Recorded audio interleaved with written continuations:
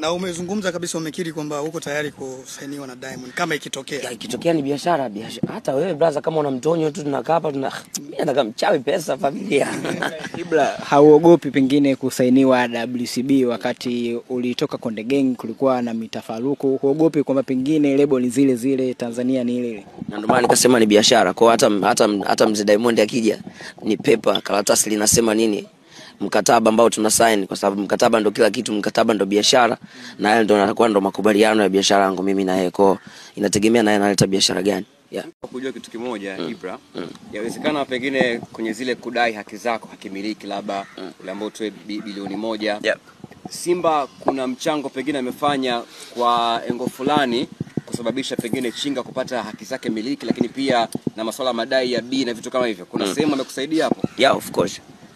Yeah, amenisaidia kwenye vitu ambavyo alisimama kunisaidia, lakini nilikutana naye pia nikazungumza naye na akaniambia kama kuna uwezekano mimi nitaendelea kukusaidia zaidi. So mimi namshukuru sana kwa sababu ni mtu ambaye alinionyesha moyo wa kwamba kijana unatakiwa usimame, talent yako inatakiwa iendelee kuchanua, usiwe mnyonge. So yeah, I appreciate him. Yeah.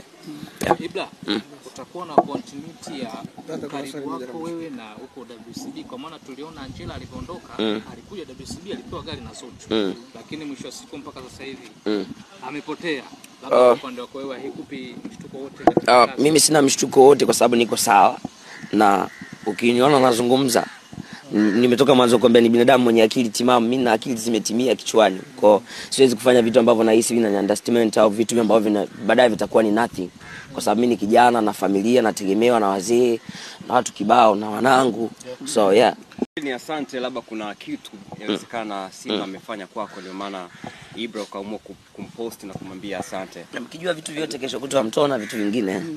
Yeah, lakini kitu ambacho amefanya kwako? Yeah, of course. Yeah. Okay.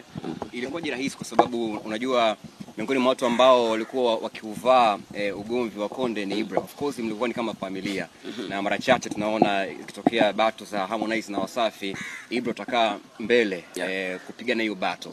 Ilikuwa rahisi kwako kumpost Diamond na kwanza kuwa mnazungumza pengine na kazi na vitu kama hivyo? Asa kwa sababu pia mtu ambaye nimejitoa kwake nikapambana, mwisho wa siku ameniona wa nini. Sasa kwa nini endelee kupambana na kitu ambacho nahisi sio, naona kabisa sio sahihi, kinanikula mimi tu, kinanikula energy. Kwa sababu mwisho wa siku natengeneza ugomvi. Kwa mfano mtu kama alivyo Levani nimeanza tu kumcheki juzi tu hapo, namwambia mambo ya collab, anaingia huko anatokea huko.